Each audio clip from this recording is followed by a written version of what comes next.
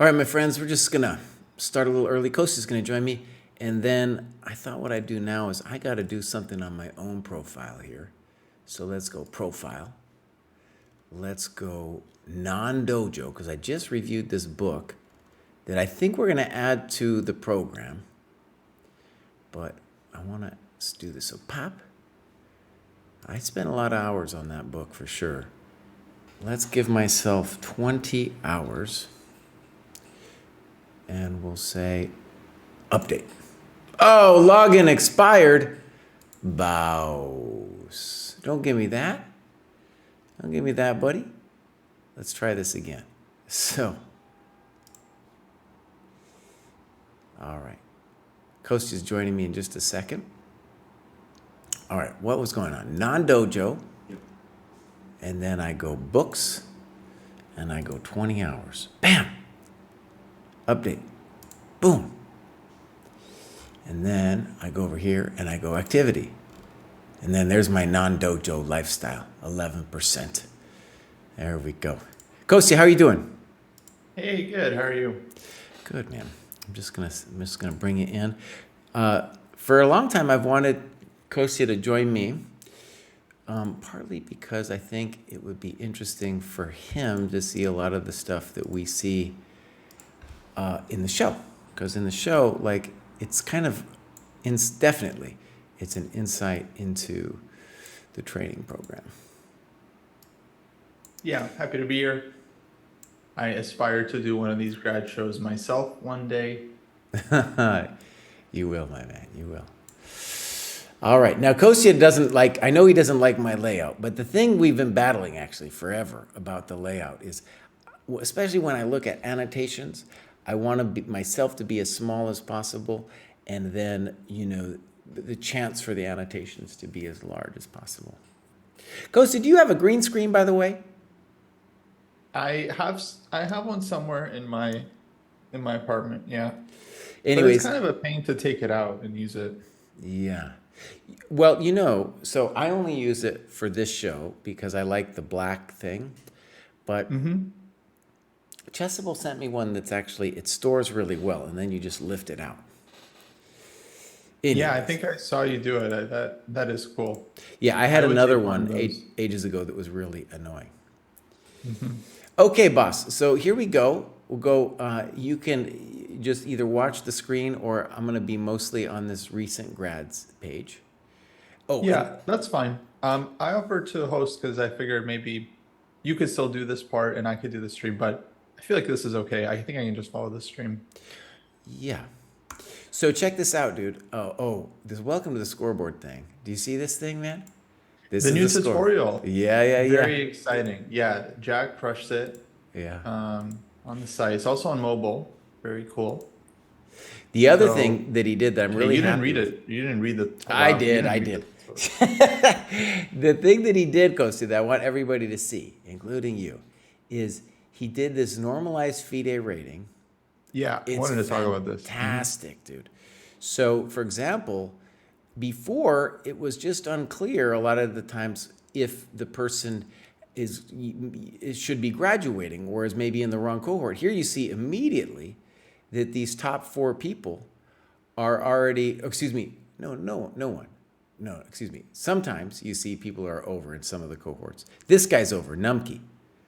Numke's over, right? Yeah. Anyway, so it gives a really clear sense of where people are. Whereas before, especially when I'm doing the graduate show, I can't tell. And it's hard for me to then see where they are in terms of...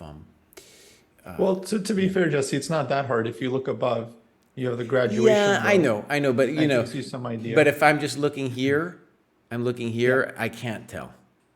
Especially when there's a bunch of different ones. Like the Lee chess thing throws me every time. You got to look a little higher, unfortunately. No, this thing is great. I'm pumped.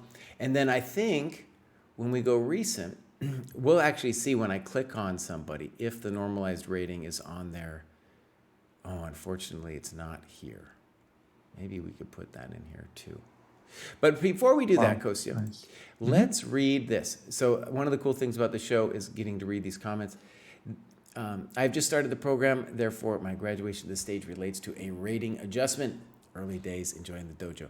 So a lot of people with it, when it's just an adjustment, you're not going to see much. Like this guy, I have a feeling. We click in here, there's not much going on yet, you know. And they did only a couple points of work to, you know, Still. get the adjustment. Yeah. Let's go, still. Anthony. Let's go, Anthony. That's right.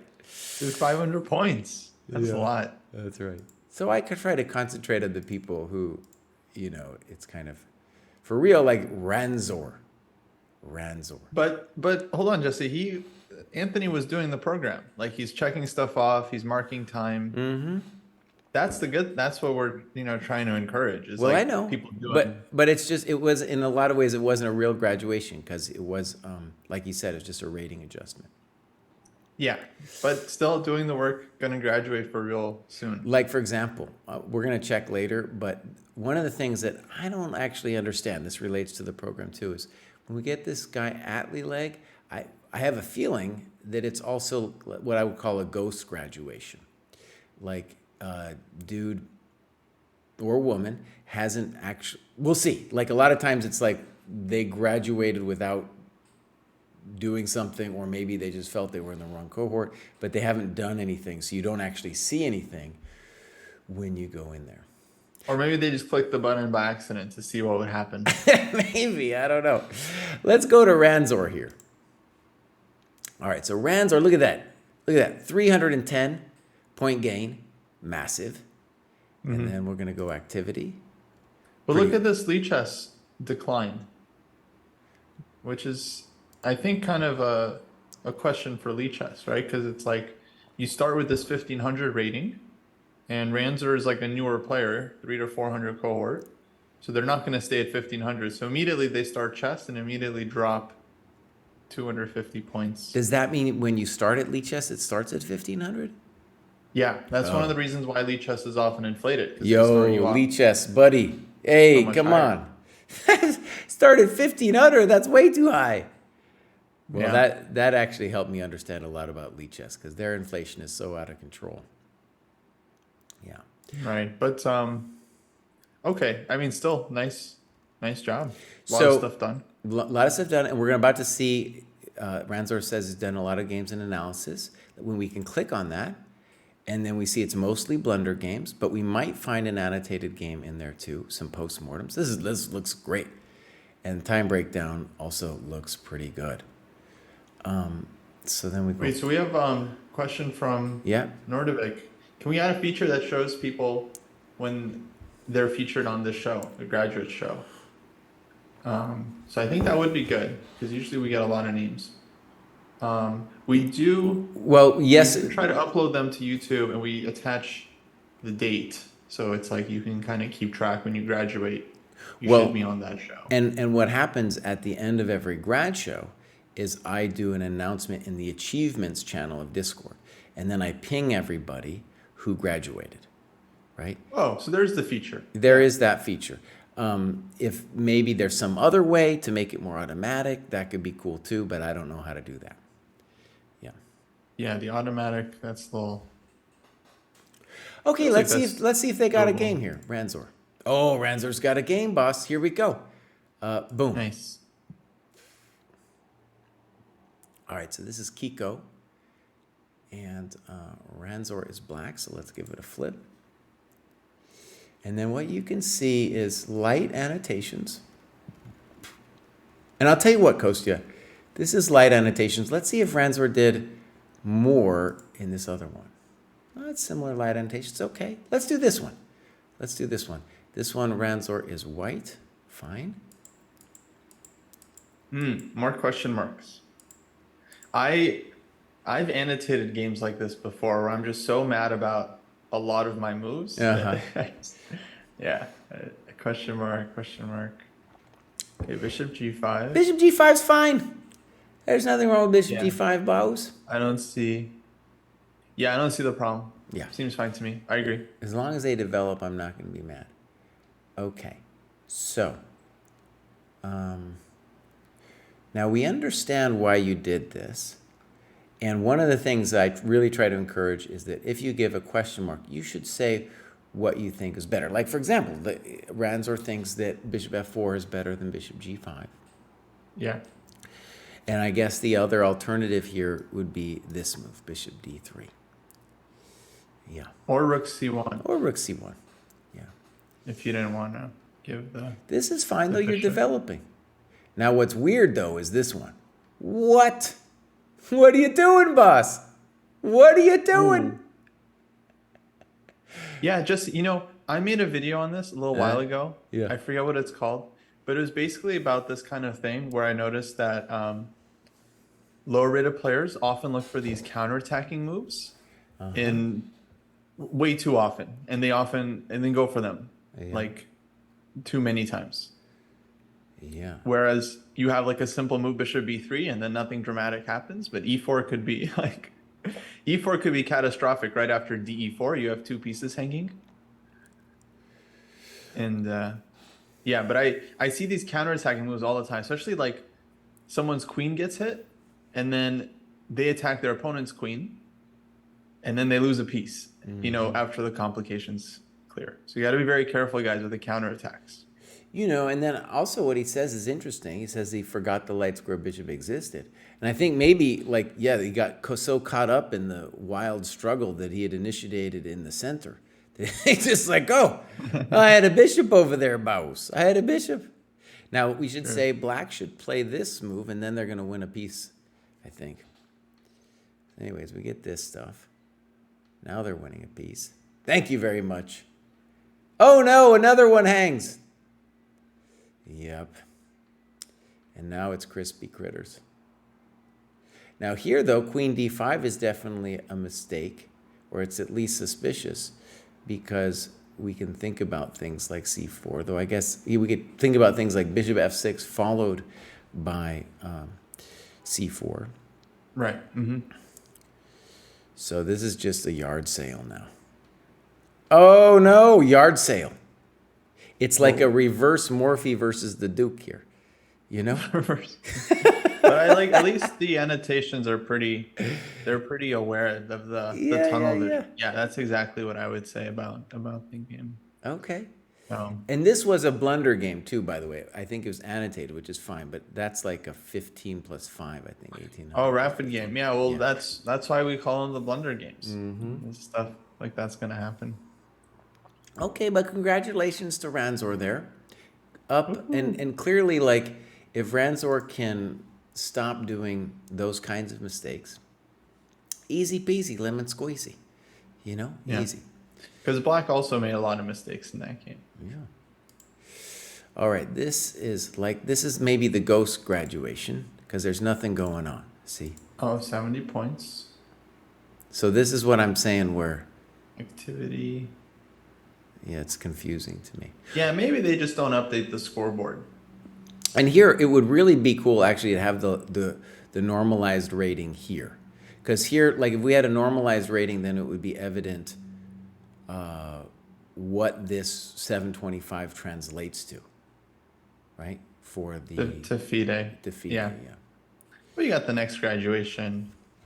I feel like it's... But I think Jack could bring it in because he's already figured it out. He's a genius. Yeah. Normalized score on ratings tab. I'm going to write that down. Okay, cool. So that was Atlee leg. Let's just hit recent. And now Ormley says, I just started, but I've been enjoying the ride so far. Really enjoying the structure and ticking off my tasks. There we go. I've only played a couple of longer matches so far and was surprised at how much I enjoyed them. I assumed that they wouldn't be my cup of tea, but it's a great time, and doing the postmortem annotations afterwards is fun as well. There you go, buddy. Oh, you're going to crush it. He's going to be crushing Fool soon. All right, let's check out Ormley. Okay. I love this. I love it when people do this. Yeah. Nice. Oh, yeah, we had the janky spreadsheet-based interface. This was Dojo 1.0. Mm-hmm. Look at this feedback. New scoreboard convinced me. Original scoreboard. Yeah. Okay. No, new scoreboard is amazing. Yeah, absolutely incredible. Yeah. Okay, so now we got some activity. Kostya, now I always go back one, because that shows what they did to get there, Oh, smart. right? And so we got some tactics, some games analysis. Let's click the tactics. Boom. Some poker mates in one. And you know what's funny, or not funny, it's just interesting. When you do this, you're seeing that this everyone's first chess workbook, very popular. Like they're doing it way more than the other tactics that they could be doing, you know? So that's been interesting to me. Yeah, that book is great. Also, it's very convenient. Like it's on Trustable. There's the physical form. It's probably on Kindle too. So it's like very accessible. Polgar book, you gotta get like either the Kindle or the Hulk, you know, the big guy. Nordovich, the normalization score is just, so we had, we created really a dojo rating, which is a kind of a FIDE rating, though FIDE doesn't go below 1,000. And so the normalized score is just whatever your preferred rating is translated to the FIDE rating or the dojo rating. Okay, one thing we did, Dojo 2.0, we said blunder games. People have been doing that. Look at that. Good. All right, let's see Ormley if he's got a game. Here we go. Ormley. This is Ormley versus the Iceman. Now look at this. This is pretty good notes, boss. Look at this, boss. Nice. This is what I'm saying. Kostya can't do these notes. He can't, dude. He's Dude, just... what's this guy's rating? Like 700? Nice, dude. No, that is actually, Jesse, I knew you were gonna call me out. I've been working on my games. I've been annotating, just it takes time. It takes time, right? It's not a simple thing, quick one and done. But I've been spending a little bit of time every day.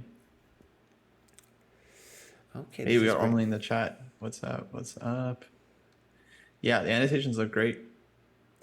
And this is really good because C3 is the famous Smith-Morra gambit, and Queen D4 is just a little bit unprincipled. It's not the end of the world, but a little bit unprincipled because your queen's out so early.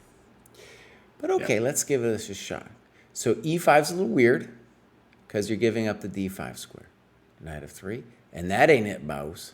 That ain't it. Give me that. Give me that. Welcome to the dojo. Welcome to the dojo. That isn't it. Yeah, we'll just go back. That's fine. Now, I would say this is clearly winning, but okay, we'll put in just clearly better. Maybe there might be some confusion about the annotation symbols. That means white's better. To me, my mind, that says white's clearly better. Anyways, pop, pop, good move. Pop, that ain't it. There, you're doing great, dude. You're just crushing this fool. Cheap tricks. Cheap tricks. Here we go. Boom. There you go. Look at that. Look at very good arrows, too. Very good arrows. Nice. Yeah, more. I think I'm okay with this bishop d2. It's a little bit, we're going to call it highfalutin bishop d2 because you're giving away knight c2 when you probably don't have to. Again, if you don't like your move, you should write out what you should do instead, right? So if you were terrified of this, you could play bishop d3 or bishop a4. You could also say here, just start developing, All right, let's give your move a shot, though. And you're right, knight c2 would be more interesting. However, the guy's not out of the woods yet with knight c2 because we're going to say Taco Tuesday, as they say. And, this knight, we're going to end up getting at him. We're going to get at him. Okay. Boom. Fixing my error. This dude's obviously going to graduate soon again, Kostya, because there's very few errors tactically, and that's really the only thing at this level that you got to worry about is the tactical errors. Thank you. Let's go knight d5. No, don't go. Yeah, you could have played knight d5. This is fine, though. There it is, knight d5. Welcome to the dojo. Yeah, welcome to the dojo. I like the extreme caution. Like, white's being very careful about not hanging their stuff. Now, you were just saying that. I was about to agree. He should trade queens, though, Baus. That's extreme caution. Get those ladies off the board. This is a slightly different thing. I meant like the way white played, every piece is defended, but I'm totally with you. From a practical point of view, right? Trading queens is the easiest way to convert the advantage. There we go. There it is. Look at this. He's just angry with his pawn. There we go, Baus. Well, you have this Run! extra Oh, look at horse this guy. on D5. Look at this guy, Nice. man. He's killing him. Nice. Just, Extra horse is yeah. very good. There we go. Just take it nice and slow. There we go. That ain't it, Bows. Run, Forrest, run. Run, Forrest, run. There it is. Check the miserable king. Don't stalemate. Bang!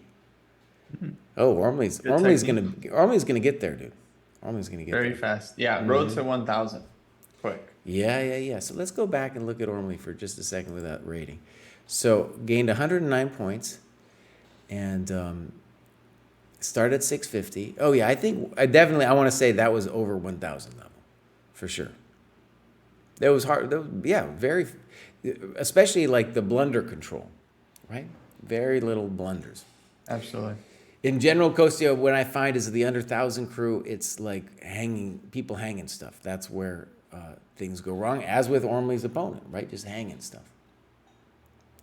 Yeah, no, it's very common. But it's just like not even a matter of just tactics, but also just like being careful and focused during the game. That's a big part of it. Not having tunnel vision, trying to see the whole board is a big thing. Just seeing all the pieces, what's attacking what, recognizing the captures in the position. This is like the fundamental thing. Okay, so DC here has gained 89 points to graduate. And we're going to back it up here. Oh, a little bit confusing to me. So they're in 600. We're going to go back to this one. And pretty good breakdown.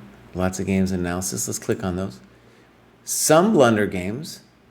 Games played. Annotated games. Good. Okay, 29 hours. The other thing, Kostya, that's really obvious, makes sense, is the more you go up in the cohorts, the more time it's taking people to graduate. Right? Mm-hmm. It's something that's obvious, but when you see it, it's really like, oh yeah. It's like, oh yeah. To make 100 points and under 1,000, there's a lot of people doing it between 4 hours and 50 hours, And then above 1,000, it's generally like 100. It's often 100 plus situation. Okay, this is looking really good. Let's, no,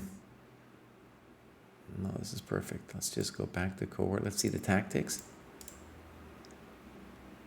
And see what I'm saying?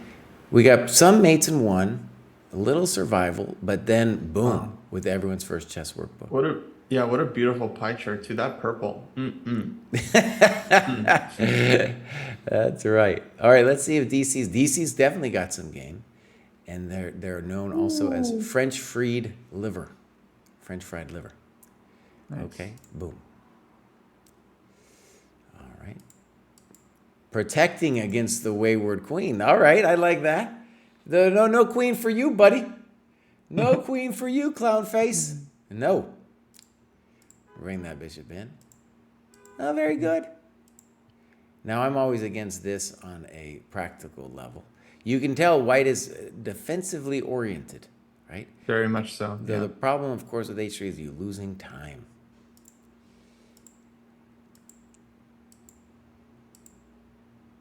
All right, getting a little spicy. Now white's going to get a little spicy too. Uh-oh. So, in general, we say this is moving a developed piece twice. And so these dudes are crying out. They're like, Bows, let me out. Let my people free. H6. And now we definitely need to throw this bad boy in. White goes back, and I think we're losing a pawn. Okay, but at least the annotations, they note in the variation 8, d takes e4, knight takes f7.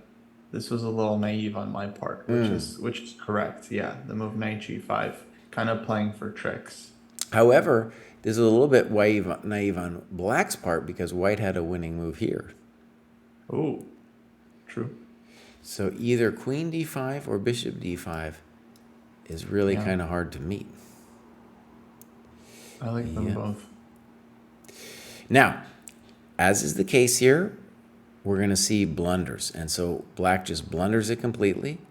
Thank you very much. Thank you very much.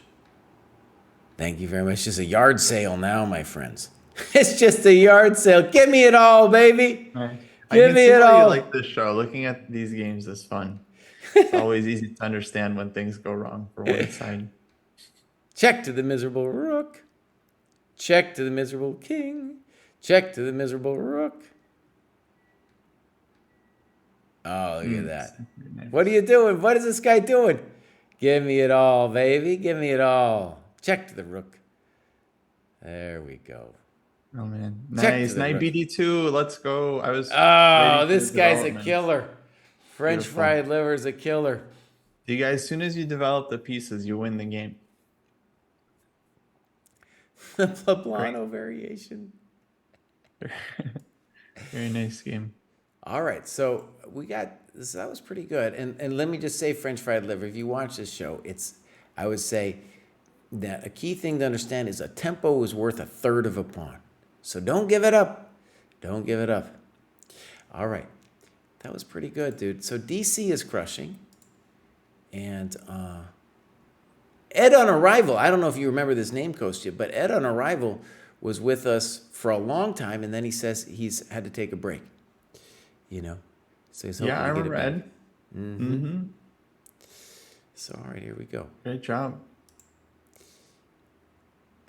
So maybe this was also a thing where Ed came back to chess, maybe got a new rating or something. Anyways, we got a 1 point gain. I don't know what that means, but Ed has been working. I've been with the Dojo training program cohort. since the launch, with a few months off when life got a bit intense. From the UK and play over the board for Colchester. Let's go. Shout out to Colchester. And then it might be cool for Ed to think about using his ECF rating as his preferred rating, and maybe Ed, if you're if you're watching, we can track your ECF now on the site. Right. In your profile. Dude, Ed has been doing a lot of tactics, but we got to go back one. Okay, there we go. Let's click on these tactics. That's the green monster right there. There we go. Everyone's first chess workbook, boss. I'm telling you, they're going for it. And then we click on this one. Some blunder games, but mostly games I like this updated podcast, 2 hours. Yeah, you track your podcast time, folks. That's okay to track the podcast, yeah. Nice, that's funny. Oh, and he's doing some chess mood tactics too. So Ed's doing a lot of tactics. Oh, are you clicking on his non-dojo activities?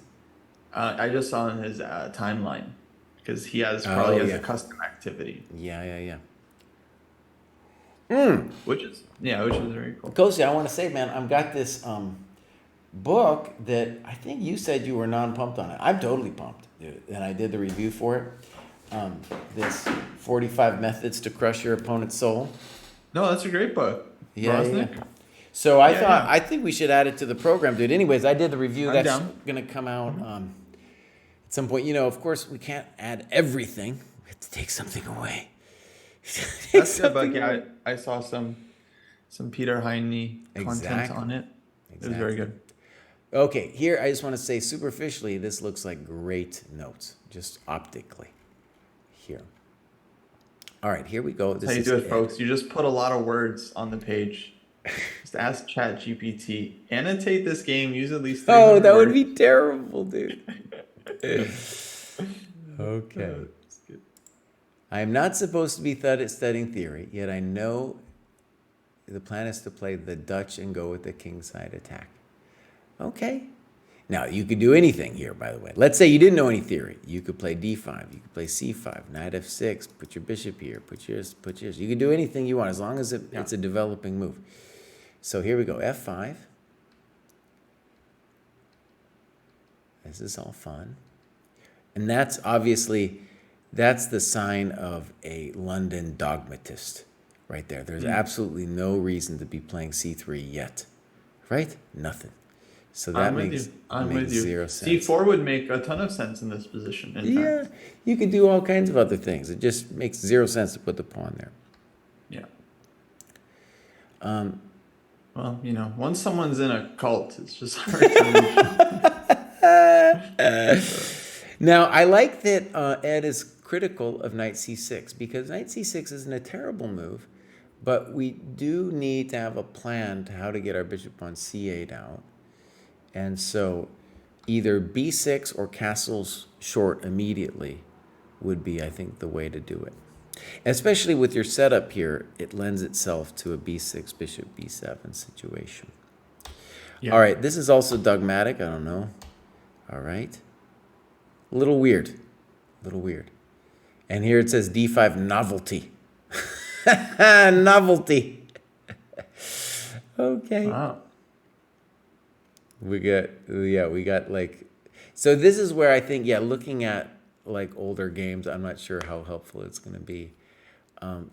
But definitely. This was some chess-based annotations because that's where it says like predecessor. Oh, okay. That's the chess-based thing. Yeah. So it would be good to talk about the plus sides and downsides of d5. So obviously you gained a tempo, but now you have a problem with this square. And you also have a problem like, what are we going to do with that knight after? Okay, so bishop e3. I might want to play knight a5 just to get that guy doing something, you know? But all right, knight h5. White should probably let you take, you know? Then if you take, there'll be the e-file problemito and the casito. Dude plays this way. Yeah, so just like castles for white. And the cool thing now is your bad knight on c6, you get to get rid of it. Thank you very much. And now we have a problemito. We're hanging a piece. Ooh. Well, that's. Let me just say it. Let me just say something. Okay, opening, schmopening, bedopening, katopening. You're hanging your business. So that's why it is not appropriate. That's why we say at the dojo, 1200 is when you're allowed to start studying some openings, and then even then it's just a little touch. You know. True. Yeah, you could have spent another 20 hours studying a Dutch course, but it wouldn't save you from this. Exactly. Wouldn't save you. That's right. Hey, yeah, it's good to see you. Dang. Queen f6. Check to the miserable queen.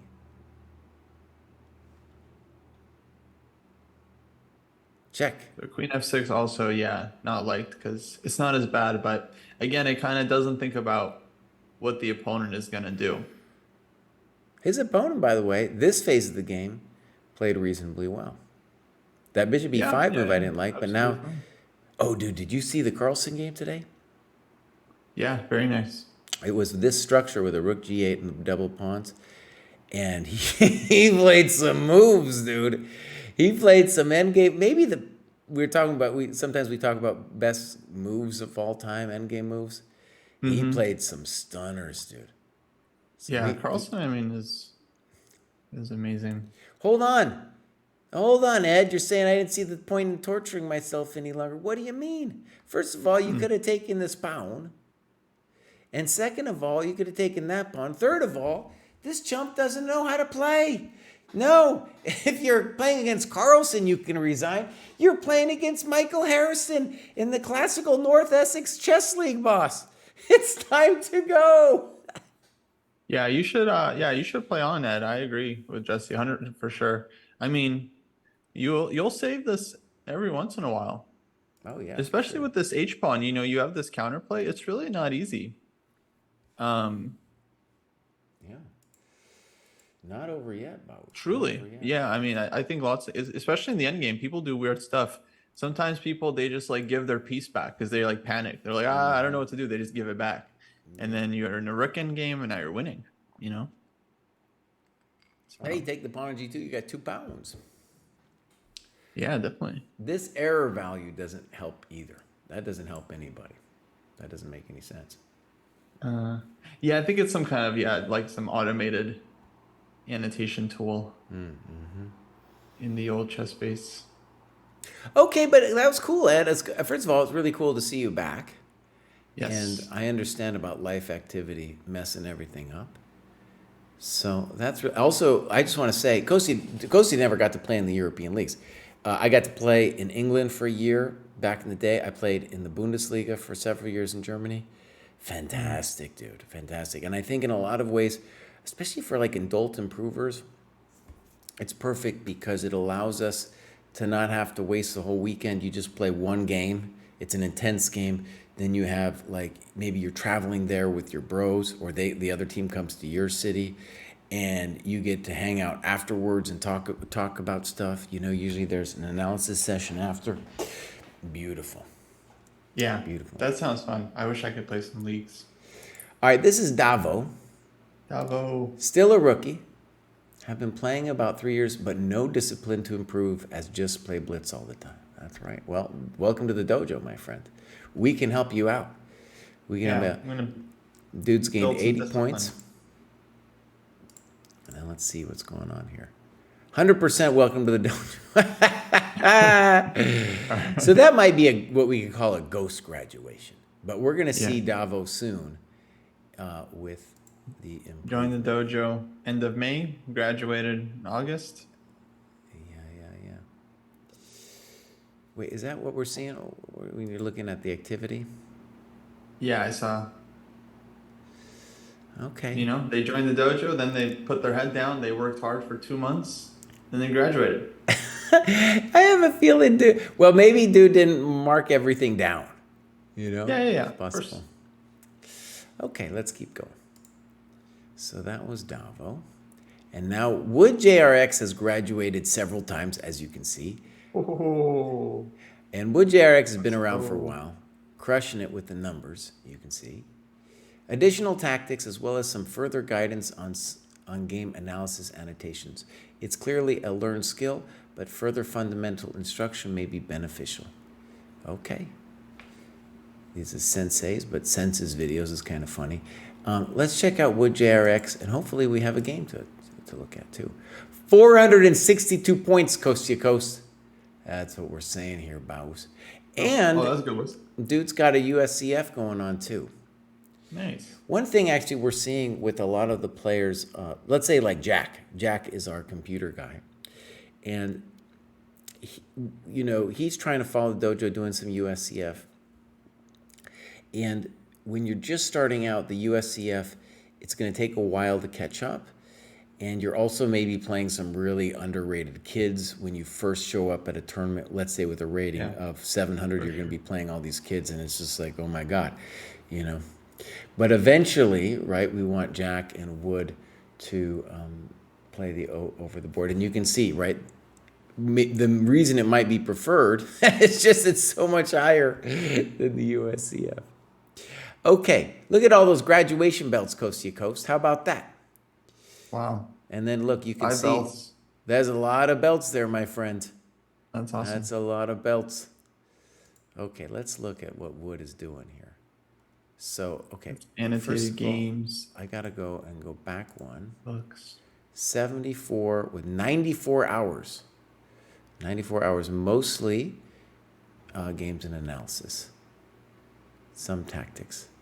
What are we saying? People that are like doing the work, huh? Oh yeah, dude. You do. It's the people who are doing the work that are going up, my friend. That's what's happening. That's just something we just said, just on the podcast. You're saying this is what's happening. Huh. That's cool. Nice. The other thing that's cool when you're here, Kostya, is a lot of times I'll just be looking at the games and then I'll be so sucked into it that I'll lose track of the chat, and then chat will start yelling at me. They're like, Baus, did you forget about me? Did you forget? What about my comment? I rated you. What happened? Anyways, you know what I'm saying. Yeah, you can definitely follow the chat. Yeah. Okay, so we're looking at... Also, it's stuff like, you open the game in a different tab and it's like not on the stream. By the way, now that we have the site all in one place, Kostya, is so much better. I used to like copy and paste to the like ChessCom board, and now I can just fluidly... Oh, look at this guy. Beautiful. You could, maybe Wood JRX, Old North St. Louis Chess Club. Oh, maybe. I don't know if I've played there. I think that's a little bit away, but that's not so far. Have you heard of that? The Old North? I've never heard of that. I feel like I have, but I don't think they're huge or anything. Okay, that's cool. All right, so this is Joshua Wood. Now, Joshua wants maybe some insight into annotations, so let's maybe look at it. Yeah, I was gonna say this show is probably good content for looking at annotations because Absolutely. you're looking at games every week. And I really think the cohort games. So those are there's the data. One of the requirements is to do just review. You don't have to go too deep, but review 5 of the games that are like exemplary annotations from your cohort. Fantastic. These are well annotated games from every cohort. And the cool thing is, like, if you just look at my annotations or something, you might seem like, oh my gosh, this is too weird. This is some GM. But if you look at good annotations from your cohort, you will get a good sense of what it means to do good annotations for where you are. Yeah. All right, here we go. Perfect. Also, I really feel like we should do guess the elo, where someone gets like a annotated game and then gives it to us, and then we go through it and then we guess the elo. Okay, we can do that. Yeah. That would be fun. So here, in general, we want to play d4, but I understand the impetus to play d3. All right, now we're going to get a little frisky with the queen. Now the queen, the bummer for the queen is that queen doesn't really belong there anyway, but it's true that you get a developing move. Good. You're doing fine. You're doing fine. Ooh, that makes me nervous, the knight d4 move, but I guess it's not losing anything directly. Makes me nervous because now we're going to get whacked again. Now we're getting whacked. So let's talk about this. First of all, Josh, one thing to say about this is where you're at, the most important thing is just not to be dropping stuff. But it's good to try to think about piece coordination in this kind of situation. So let's imagine this is the position, right? I think a good start would be h3 just to see what black is going to do with the bishop. This is fine though, you're developing. This is awkward because the knight doesn't have any future here, and like there's always this kind of thing that's scaring me, right? It's scaring me. And then this is incorrect. I get it why you did it. You were trying to break the pin, right? But now you're going to get whacked again, right? Not the end of the world, but that's an example of the kind of mistake that for, let's say, a GM or something, is the kind of thing they don't want to have happen to themselves. But for you, the most important thing is just not to hang anything, right? Strange move, doesn't make any sense. Rook a e1, good. Rook f e1 feels a little bit more natural. Good move. There you go, Baus. Let's bring it in. h3, I like it. And now you get real frisky. Oh, buddy. Now, you mentioned knight f5. I love it. You mentioned knight f5. Maybe knight f5, but it feels, at this level, knight f5 feels a little computery to me. It feels like where you are now, you're not going to find knight f5 unless it's with a computer. Yeah, knight f5 is... That's a super GM knight move. f5 is very strange, right? Because what's even the follow-up? Because like white's queen is hanging and... There's some questions. And even if knight f5, maybe black just castles too, then we also got questions. Your bishop e6 is real frisky and fun. That's real frisky and fun. Boom. Now, let's just say the obvious. The question mark is going to be, what about this pin with the knight? So let's see what happens here. And we might have ourselves a problem with rook e8 coming, right? Got a pawn. Nice.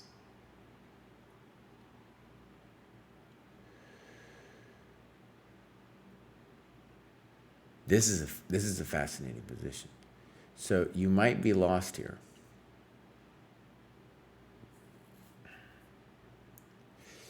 All right, let's first give a chance to what you did. Pop, pop. Black's playing some pretty good moves, by the way. Pop, pop, and now you had this move. Bam! Dang! I think it's pretty good for white. The pin pieces don't protect. This is the first time I was able to consciously notice this fact during a game. Nice. That's beautiful. And then I think you're out of dodge, man. And now you're just winning. Thank you very much.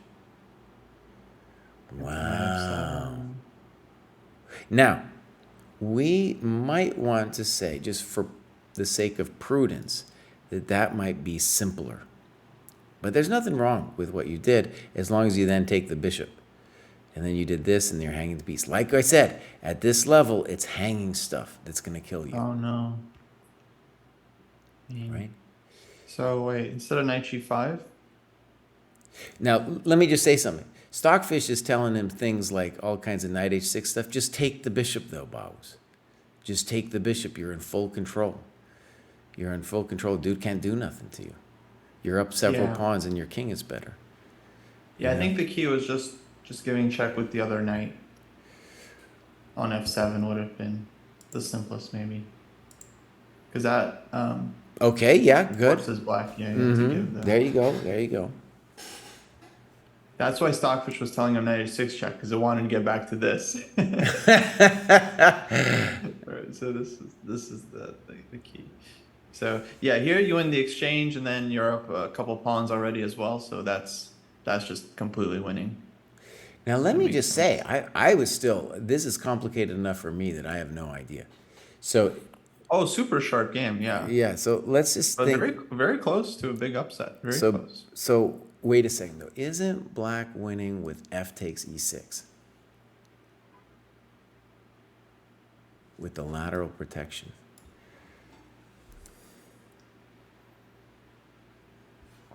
Right? That looks good. That looks pretty good. White can take on h6, and then you got 2 pawns for the piece. Yeah, but it ain't it, is it? Because the knight doesn't have any great moves after that either. Yeah. Yeah. Okay. Gotta go back to g4 or something. No, and of course, black could defend, but I often see this when people sacrifice, even very strong players, like this guy's almost 1,000 points high rated, they really struggle with the defense. You know? Like on bishop takes e6, for example, is castling really best for black? Can't black just take and go queen e7? All I know is if they take, it's a road. It's a road to Definitely perdition. tricky, yeah. To perdition. I thought castles won by force, honestly. Because now how do you deal with this pin? And as Let's say long bishop g4. as long as knight f5 doesn't do it. Okay.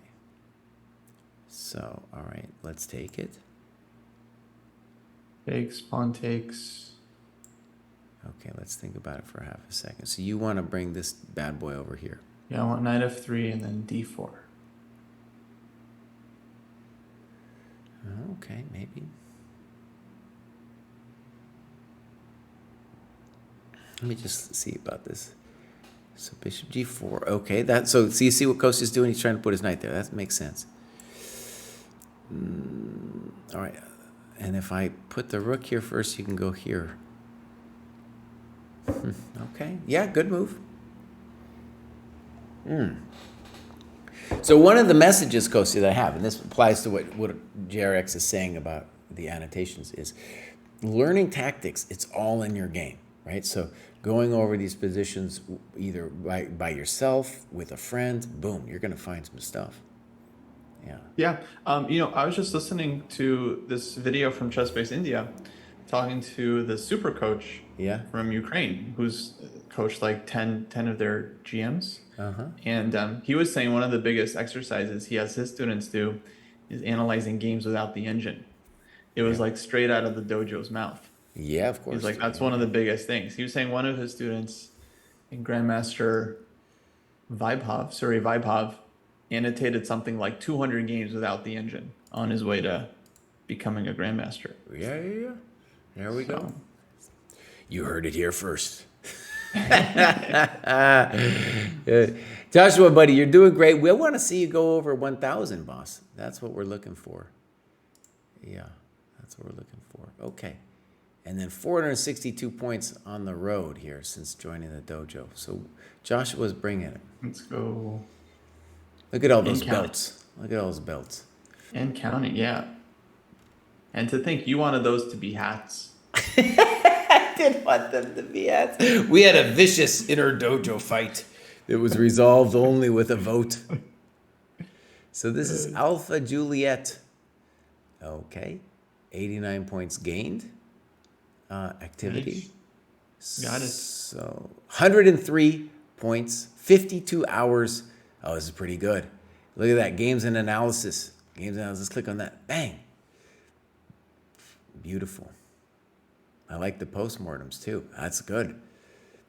Cohort games too. That's what we were talking about with the games that are annotated from the cohort. And then let's see with the end game. Got an algorithm. Beautiful. Tactics. Oh, great, dude. So, just a little bit of the tactics, mostly playing games and annotating them. 52 hours. Look at that. Dang. Look at that. It's broken down by time. Ah, there we go, my friend. Look at that. Wow, that's gorgeous. And I don't know if you realize this, Jesse, but the way we've done it with the games and analysis, that's supposed to be like the biggest bucket.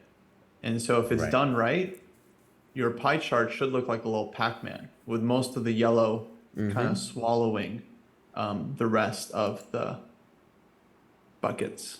Absolutely. So, great job. All right, Alpha Juliet is doing this. Beautiful. This is a great opening, that can be learned in 5 minutes. And the thing about it is, we say we don't want people to do openings. And in a way, as long as it's learned in 5 minutes, it's okay. Because all you're really doing is learning how to get your pieces out.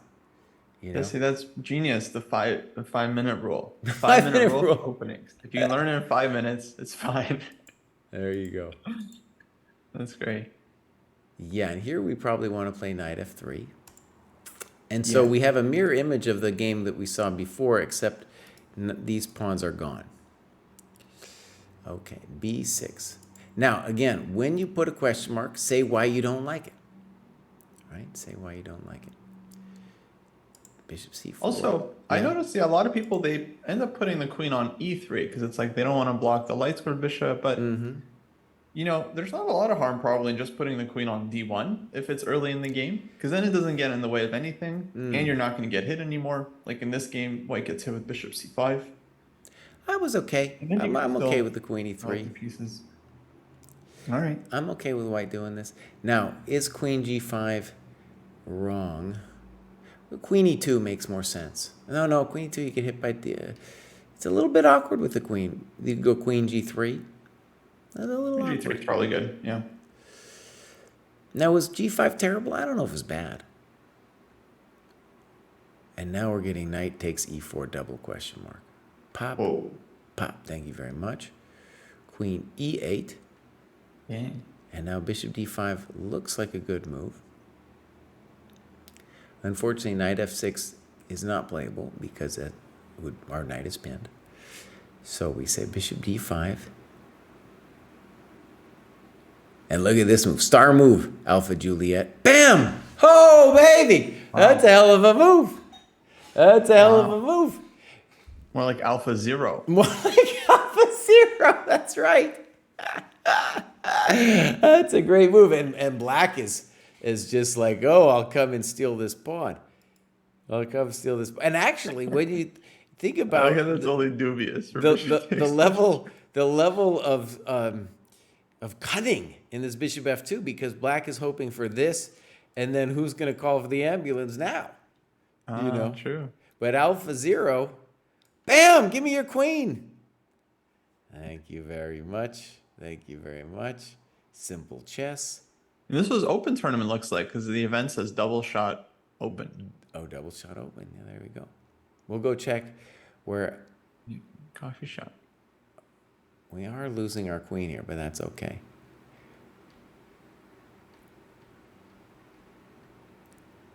Oh, yeah. Still got a bunch of stuff. We got a bunch of stuff. Look at this. Alpha I 0. think Look at those bishops. Oh, go hide, Mr. Rook. Oh, welcome to the dojo. Oh, look at that. Oh, look at that. Give it all to me. Check to the miserable king. Check to the miserable king. Give him another check. Bang. Oh, oh. Decent mating technique. Yes, indeed, decent mating technique. Very good. Very good. Okay. We should definitely give points for mating without having to queen, That's right. because that shows class. So let's Maybe we could go. have badged. Let's just see this activity. One thing I want to, maybe if I go join the dojo on May 1st. So really, right when we launched 2.0, look at that. True. So that's super cool. And then Alpha Juliet is on to the next cohort. We're going to see Alpha Juliet above 1,000 pretty quick. But you can tell it was a lot of work. 52 hours, 52 hours. That's pretty good. That's pretty good, solid work. And Yeah, then that was great. what'll be interesting too in Alpha Juliet's progress is if they do like more tactics and the other categories here, if they feel that's necessary. But still, just the games and analysis, focusing on that, absolutely. This is great, dude. That's very enjoyable. Okay. So I think we're at Quad XE, who is maybe in the chat. Quad. Quad has these incredible spreadsheets. I don't know if you've seen them, Oh, tell me about spreadsheets. but he was yeah, like doing, the original scoreboard even before we were, or while we were doing it. But he has his own kind of like super training plan laid out and everything tracked, and looks amazing. All right. So let's read what Quad is saying. I think I outgrew this cohort and want some new challenges. I already done most of the books in the 1400 band, and I have gone to Polgar Mate into 1400. 1471 is where it gets rough. 2 times over, and then some. Whoa. I've done a lot of work the last few months in trying to have a steady study regime, where I have a week plan, and then I try and stick to a schedule the whole week. Then I may adjust it the following week if I think it needs tweaking. Dang! Consistency, work hours, quality of work, and breaks is key.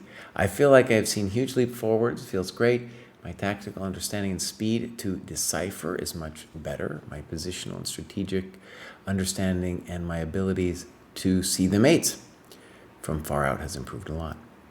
I have done obscene, Kostya, amounts of simple and more difficult tactics, and I really hunger for some more deep positional understanding of positions and overall strategies. I will have more focus on long games and annotation in the 1400 and try to have at least one long game and one annotation each week. Nice. Cool. Now let's do something kind of interesting. Let's go to the scoreboard and we're going to look at that 1400 and see what's going on with Quad XE. So there's Quad XE, and the normalized rating is 1377. So Quad XE did a minor crime. That's what I wanted to check. See, Kostya, I wanted to see. So here's the thing, you guys. It is really important to stick to your cohort. I realize there are things you might want to do in other cohorts. I get that. But when you start sparring with these people, they're going to be whacking you. And it's not fair to them for you to be in a different, essentially what should be a different cohort. You will make it, Quad XE. I have no doubt. I have no doubt that you will make it. That's a good point, Justin. Yeah, imagine like a red belt or something hanging out in the lower cohort and just choking everyone out, Well, not only that, yeah, you're gonna, you're going up against some big people over here. You're playing Figius. That dude's gonna, Finn's Fleet. These people are angry people. You don't want to mess with them, dude. They're gonna choke you out, boss. All right, so let's click Quad XE. Teach more jiu-jitsu. Okay, so always Quad XE. Now, cohard something. Wait, let's talk about the word go hard. Now, I have never heard that. I don't know. who's going to carry the boats? That's the first thing I thought of when I heard that go hard. You know what the reference to who's carrying the boats? Kostya? No. Oh, that's like a David Goggins thing, dude. Because he's always saying, Oh. stay hard, stay hard. Oh, stay hard. Yeah, I know Yeah, Goggins. Yeah, he's great. We need a Goggins. So I think maybe that's what it is, to co-hard something. Live in Scandinavia. Okay, cool.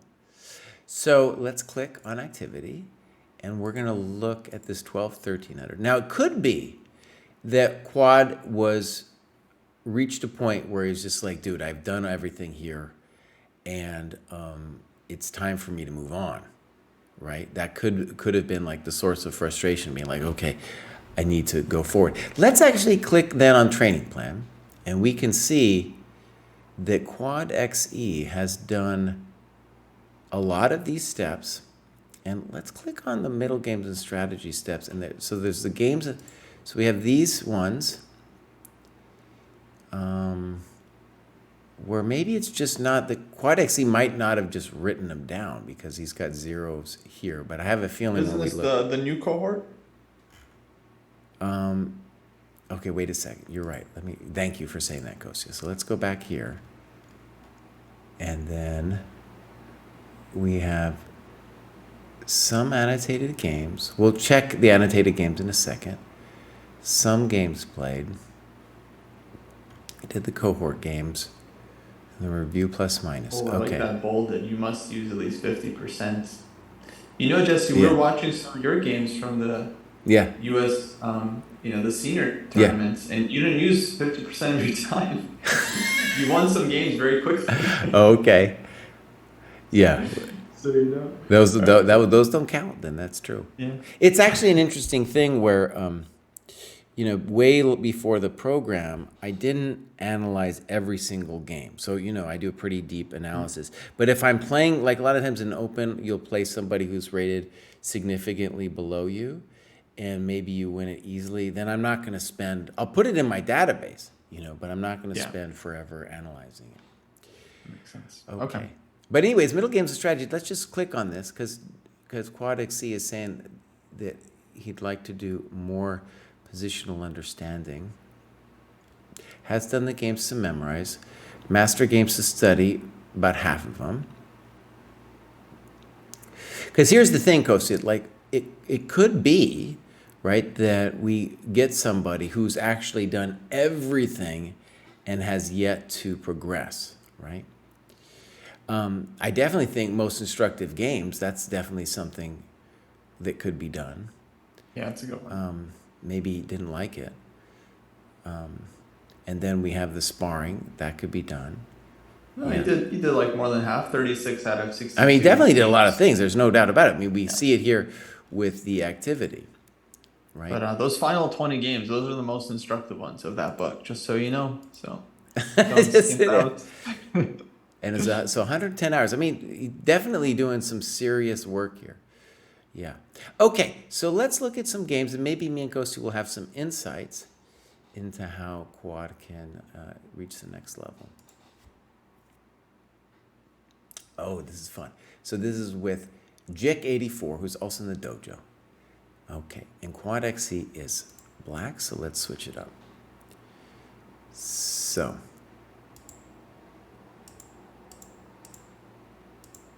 okay, so Quad knows this pretty well. Now, of course, at this level, Quad should not be studying too much openings.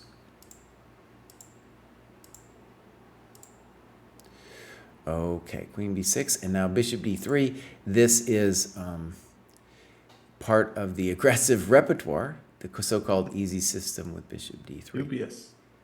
That's right. But actually, Bishop D7 is a mistake. Now, by the way, when I say it's a mistake, I mean it's a mistake for people who are around 1700. White doesn't understand why it's a mistake, by the way. True. Right?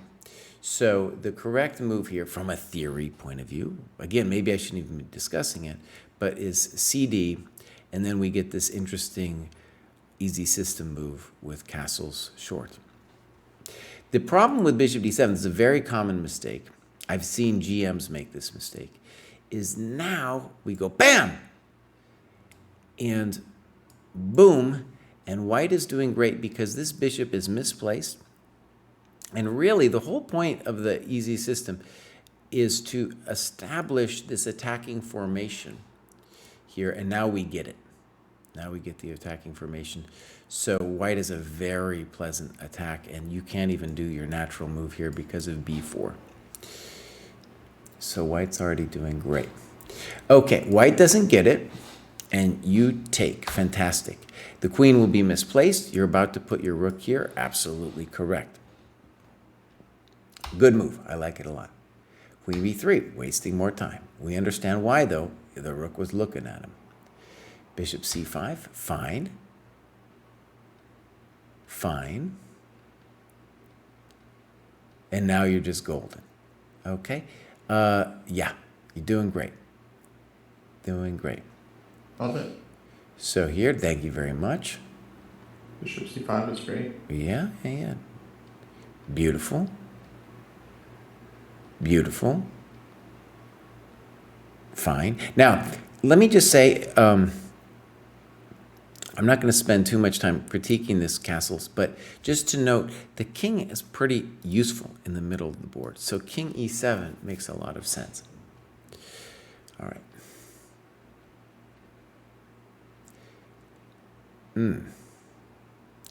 Now, why it's probably okay.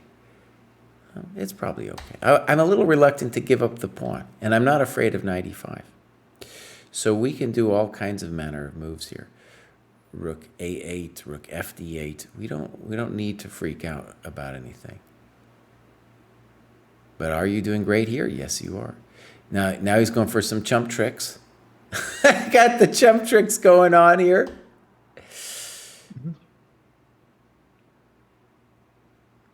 Okay.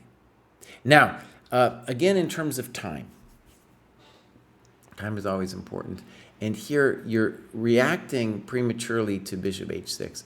Bishop h6 isn't it, because let's say you move this and he does this, you could either play here, or even now g6. But basically this is a chump superficial thing that he's doing to you that doesn't actually threaten anything. And here you just have full control.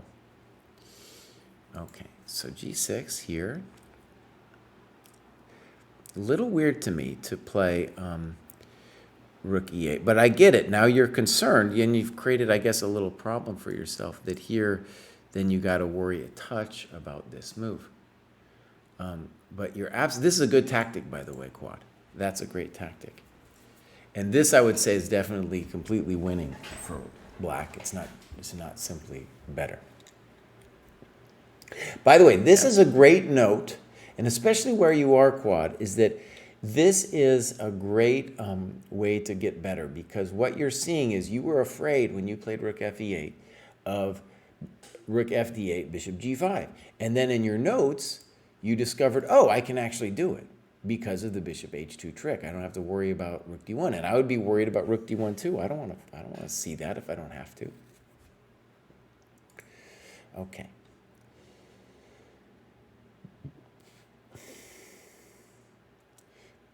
I'm going to call this not the happiest of moves for white. Good move. Poor move. At least not impressive. Good move. He's just floundering. See, one of the things too to notice about this level is they don't understand time in either the opening or the end game. And here, white really just gave up a lot of time. This one I don't like, because you are, well, maybe it's not terrible, but you're kind of encouraging white to get this rook somehow into the game on g4. But okay. Thank you. It makes me a little nervous. Good. Good. Now it's a matter of technique. True. Look at this guy. What do we got? Carson Miller over here. That's right, Karsten. Let's see how black does it here. Okay. Now h6 doesn't spoil anything. I'm not sure I understand it though. Rook c4, okay. b4, fine. I'm a little hesitant with this move, but it's okay. Okay, I like what you're doing. I like that. And now king f4 looks pretty good.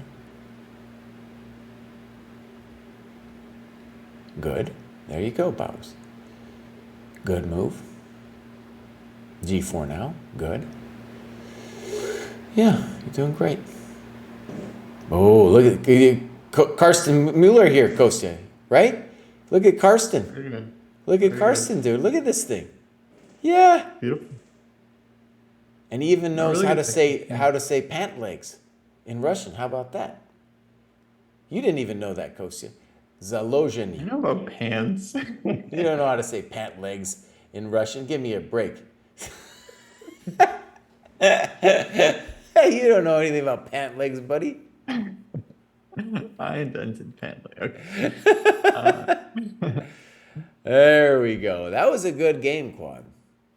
That was very nice. That was a good game. So, okay, maybe we might take a look at even two games, just to think about where Quad is and to think about listen to this. My opponent talked about some gambit in the postmortem. He's talking about the easy system. Yeah.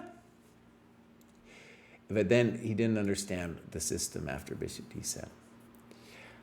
Your game, by the way, really solid. Nobody Jones told me this was playable.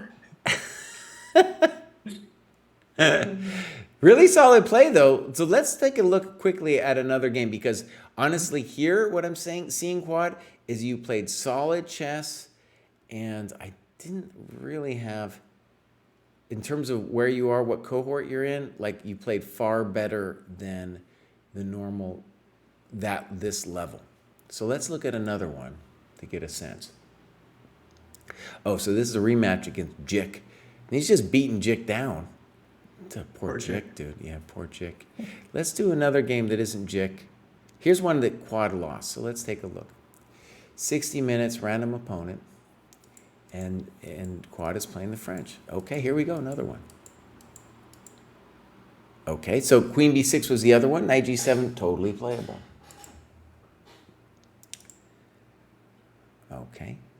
And what's actually interesting about this move, it's actually highfalutin, is that back in the day, the theory was to take here and get this fascinating position. I've had this a bunch, actually, as black. And of course, the bishop gets to go here now. A very interesting position. However, I believe the computer now is okay with white taking. And it looks, to my eyes, first very loose, but what's the deal? The computer is in love with the bishop, so it doesn't even care. And the advantage of not taking is now the knight cannot go to c3. So you've played perfect chess here. Bishop e3, okay, I think that's also playable. I actually had a game at the first Senior Open I played where I was white, and we got this precise thing where we go knight e3. Now, bishop b4, I'm going to say is a minor inaccuracy. And these are good notes. Let me just make sure if I understand exactly what we're saying. Correct. I think, according to the notes, it feels like maybe black took on d4 thinking they were winning the pawn, and then good point. Good point. Yeah.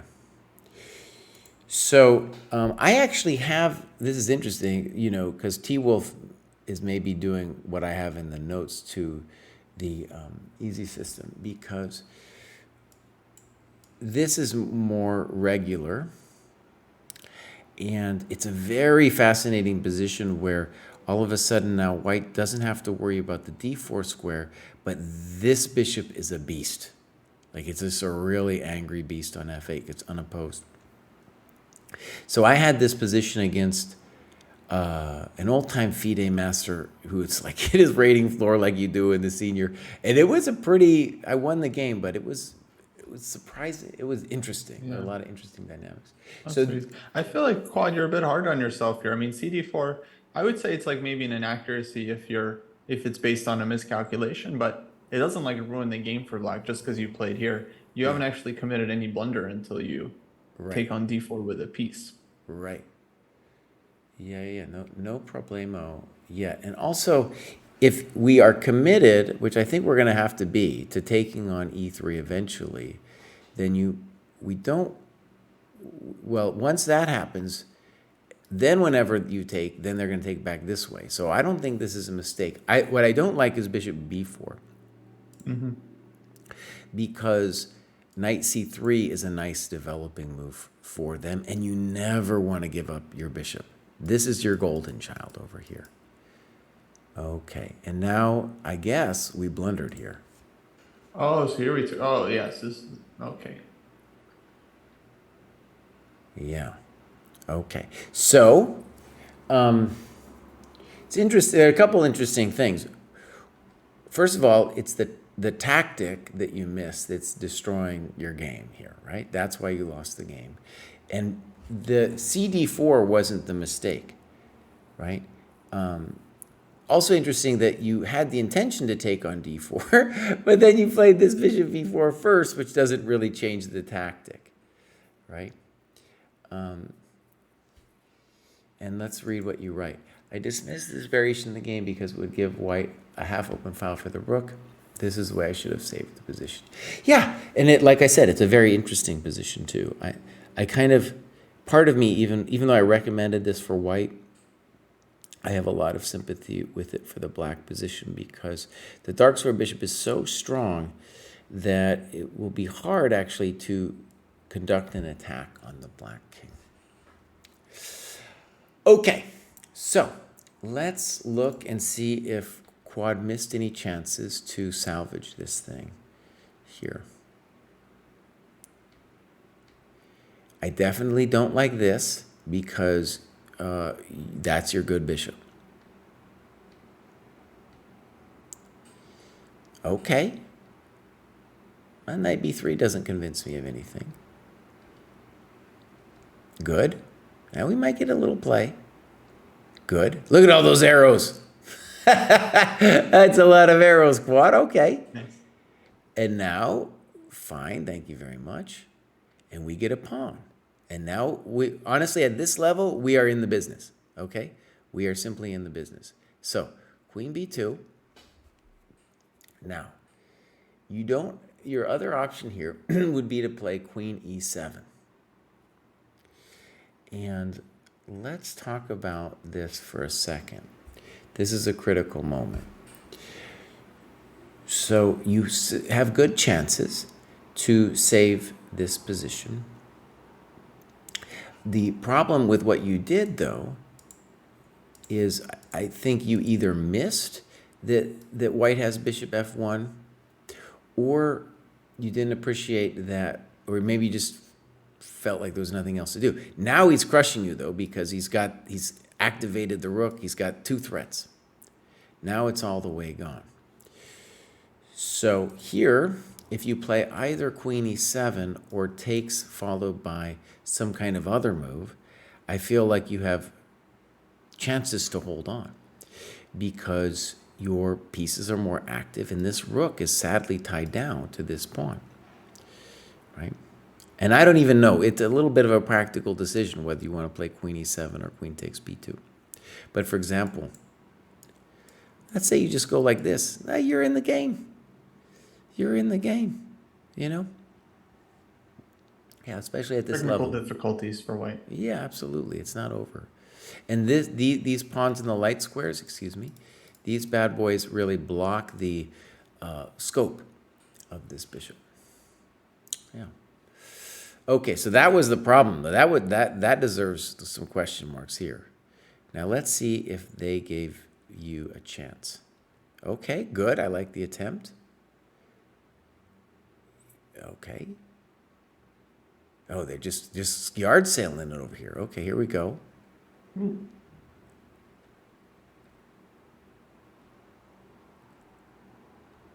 Now, I have a feeling you missed that. So, but the thing is here, let's try, even here, the guy's giving you a lot of chances. Let's imagine, is there a way out? Well, at the minimum, we can play G4, right? And then after G4, something like this, and the game is still going to happen. Yeah. Right? King G6, F6. Mm-hmm. So yeah, look, it's not just, by the way, this is one of the things about game analysis. When you realize what your problems are, in this case, you're hanging stuff, right? That is the thing that's holding you back.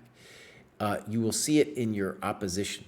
In T-Wolf, for example, this person, they hung their H-pawn, and now all of a sudden, as long as your rook gets free, my friend, as long as that rook gets free, it's no longer clear what's happening.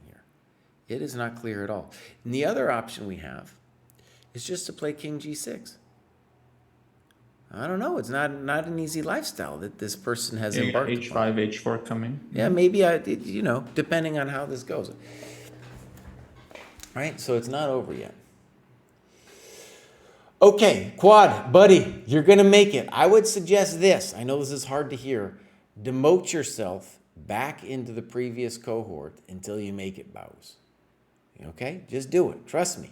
And they didn't make it by rating? No. That's what we just looked at. Oh. We were talking about Little Bunny Fufu. But unfortunately, this is the Little Bunny Fufu going the opposite way. Right? Yeah, you got it, dude. You just got to take your time. You'll make it. And these annotations are good. And, this kind of playing with the annotations is definitely what you need. That's where it's going to happen. And, it's tactics you're seeing, too, when you do this game. It's like that's where things are happening. And your opponents, they're blundering the same things, right? And so it's just that tactical awareness that is going to be a thing. You can tell the strategic understanding is there, right? Just got to work on the And hand-to-hand combat. You're clearly not going to make the mistake of taking on D4 again, right? So there you go. Okay, super cool. Let's go. And we're going to go to the next person. So we did the first page, and now we go to the next page. Octopus. Every week, huh? Every week. How do you mean every week? Every week before graduating. Oh, yeah. Holy moly, look, Jack has graduated. Look at that. Look what we got coming up. Let's go. All right. But first, we got Octopus. This might be a ghost graduation. So let's just see. Man, sounds like a Spider-Man. Oh, but the Octopus does. So there's no activity done, but there is a game. So let's check out Octopus. Uploaded by Octopus. Okay, let's flip it around. No score. Oh, and then we get the brutal. Ooh. Yeah, that ain't good. That Mistake. Ain't good. So what we're gonna say about Octopus is Octopus needs to take the training program seriously, but it's probably gonna happen. Analyze your games, boss. Analyze your games. I'm just practicing for next.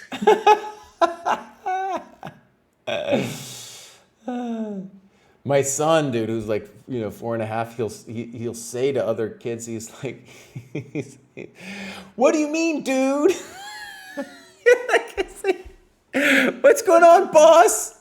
It's hilarious. Okay, so this is simulated, John. This might be a simulated graduation here too, because we got just a touch of score here. PJ, nice. Some tactics. Just joined a month ago. So we're going to see more of simulated John. Okay. Nice. Let's go. And now, I always got to. There might be some way to click it correctly, but I can't click. But here we go. This is PJ before we get to the famous Jack. PJ says, the structure, the wide range of study from openings to endgames, the sparring concept, just the idea that the program had me cracking open my Polgar book from years ago! Exclaim. I love the emphasis on playing and analyzing one's own game. Looking forward to what is to come from my growth. Excellent program. Oh, fantastic. Yeah, PJ's, I think, relatively new. That's awesome. Good to see them graduating. Oh, look at that. Chess teacher and club leader. There we go. And now, 300 points gained. Dang. 300 chess points comp. game. And How now about the USCF? What's the USCF at? it's stuck. We haven't changed it. Oh, no USCF yet. That's fine. Let's do your trick though and go to activity, and then scroll all the way down. Join the dojo. So about 2 months ago, Nice. or let's call it precisely 2 months ago. Okay, so now we're gonna see what PJ did to get here. 83 points. Lots of endgame. A lot of books. A lot of books. Silman, Capablanca. Oh yeah, I like to see Solon, I it. see winning chess strategies, evaluate like a GM, simple chess. Love it. Wait a second, Bob. Oh, you're seeing that on the side? Yeah, on the timeline, it's just that's what they're updating. Winning chess strategies. I don't see, okay, but I don't see simple chess yet. Maybe from the other cohort, because it I was think it's in a different cohort. Yeah, Yeah, I see okay. it. It's the third activity. Completed simple chess, 8 hours. Okay, good. Yeah. That's All great. I would right. say maybe PJ could spend more time playing. Maybe they're not playing enough because they're definitely doing a ton of reading. Yeah. 86 hours. Definitely doing some work. Even some non-dojo stuff. What do we got? Oh, look at that. Non-dojo. Podcasts. Host monthly chess club. Okay. I like it. Yeah. By the way, I asked Jack, Jesse, I don't know if you agree, but I feel like we should combine like YouTube, Twitch, and podcasts into just one category. Like, I don't see the point of differentiating whether someone's spending like 2 hours on YouTube or 2 hours on Twitch, like, or whatever. It's Fair like, enough, yeah. yes. I get confused actually with this activity I'm doing now, and I haven't been logging it, when I'm streaming myself. But it's definitely chess show? activity. Me, or just any Twitch streaming, Like definitely me watching Magnus this morning, that was, oh, buddy, I got turned on to some things, man. Yeah. I got turned on to some things. I All would right, say let's it's see if kind of, yeah, PJ's... like non-dojo activity, kind of, yeah, fits the label. Oh, invalid PGM. Let's try a different one. Oh, Jack, is this your fault, buddy? Or whose fault is this? Oh, there we go. So here's PJ's We got game. one. Nice. I followed all the dojo recommendations. I think that is the only way to do it. Correct. Wait, it So- says no cell phone distractions, no engine during or after, and full attention for this game. Well, yeah, no engine during. That's not a dojo thing. That's just that's just a chess thing. Hopefully, no one's doing that in or outside the dojo. Now, here's an interesting moment. So this PJ is facing somebody who's going to play a pretty hectic gambit. And let's check it out. This is scary. Boom.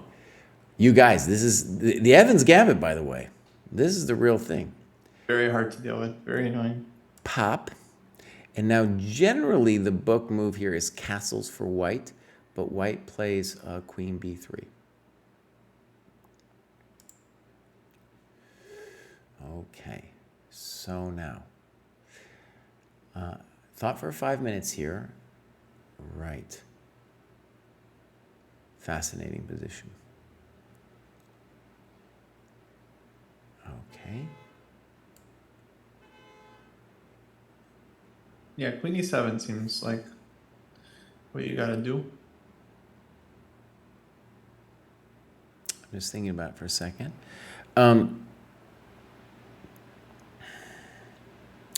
One thing about this capture on f7 is the bishop will be discombobulated there.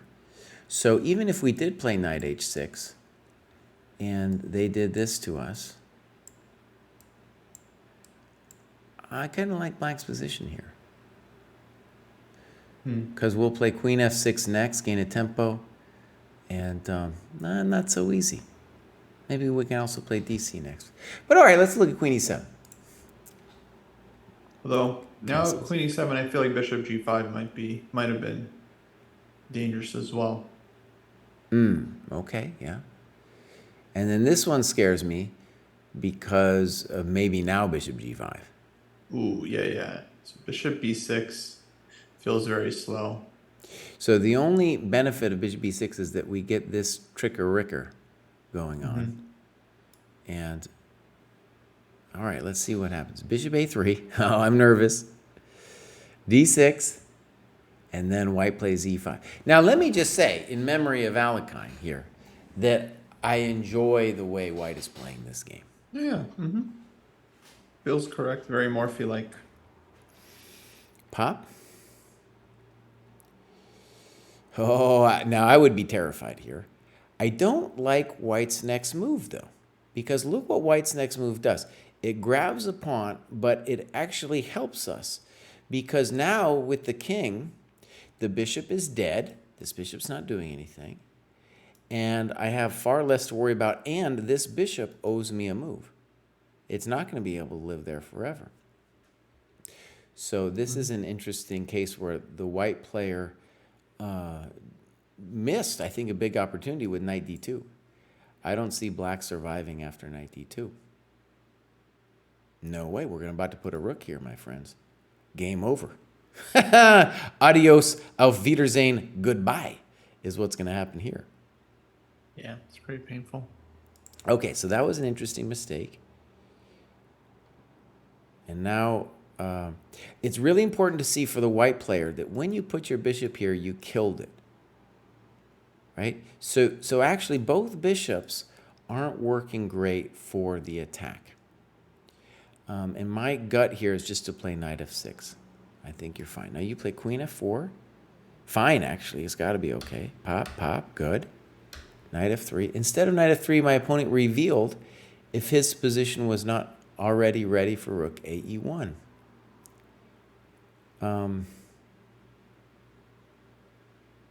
Now, one of the things I'm not certain white understands is that his bishop on a3 is a chump.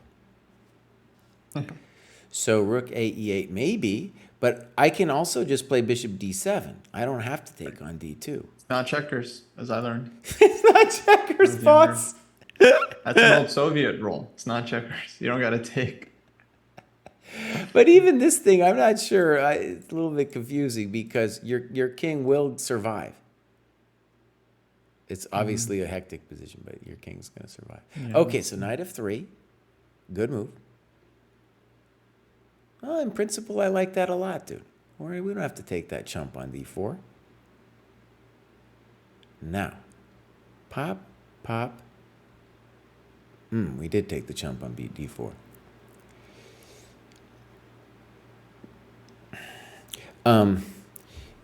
To my basic sensibilities, I like queen f7.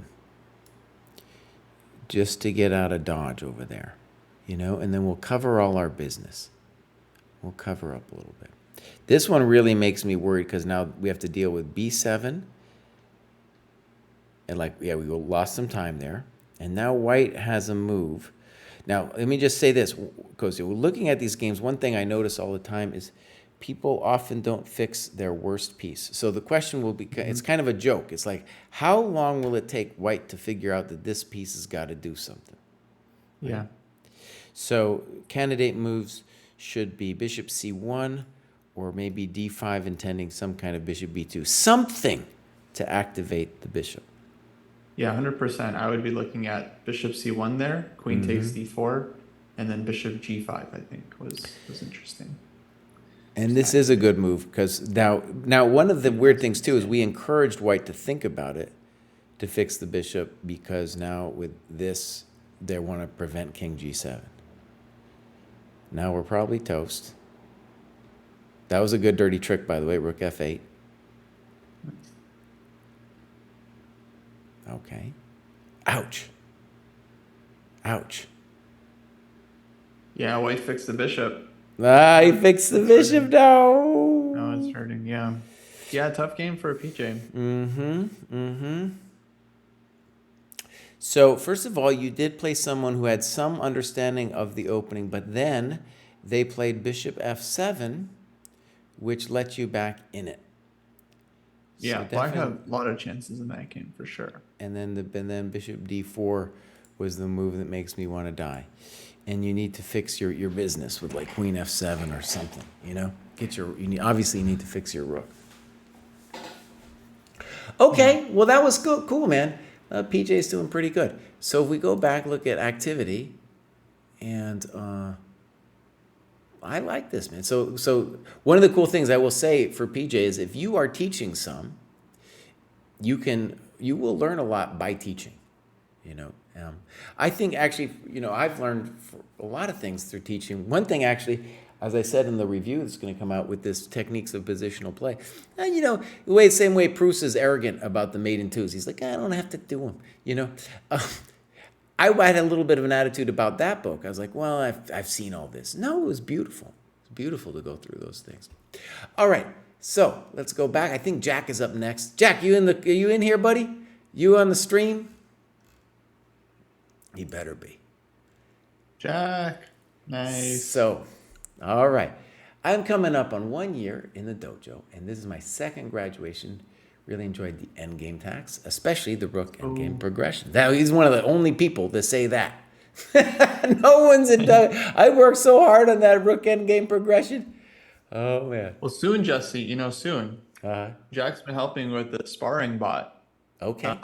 It's not just a sparring bot. It's a tournament bot that's going to run automatic tournaments, including sparring tournaments. And we're going to have a leaderboard, meaning if someone plays these sparring events and starts winning a lot of games, they're going to be at the top of the leaderboard. Nice. So very exciting. So if we have a rook endgame leaderboard, Jack would be near the top. And look at that. He won a few games in the over-the-board tournament. Okay. Main things still holding me back are playing too quickly and not prioritizing analyzing my games. Now that the site is more stable, Jack, by the way, has been doing amazing things. So if you don't know why the site looks so good, Jack is the reason it looks so good. Jack is a wizard. And like there's things of wizardry, like things that are normally would have taken us like 5 months to figure out, such as normalizing the FIDE rating. Dude, Jack is just like, I think I'll do that in 5 minutes. Thank you very much. He just massages the mouse a little bit and then it does it. I don't know how it's something like that. Okay. So now that the site is more stable, I'm going to make sure I annotate every game in the next cohort, and I also plan to start playing over the board more as well. For the graduation review, the most interesting recent game to look at is probably the one against Aiden Evans. Okay, we will do so. So first we want to look at activity. Ooh, look at that endgame. Or tactics. Wait. Gotta go back one. Kraai. There we go. Boom. 135, 84 hours. Nice. This is what we're talking about, dude. Okay. Zero openings. Let's click on the endgame. Yeah. The rook endgame progression match. There we go. Nice. Nice. I've got the tactics. Mates in 2, how many? 1550. There we go. Wow. Mates in 3. Nice. Okay. We're getting things done. Chess tactics from scratch. We got some of that. All right, Jack, this is looking good. Aiden Evans are coming up. Nice mix of stuff. Boom.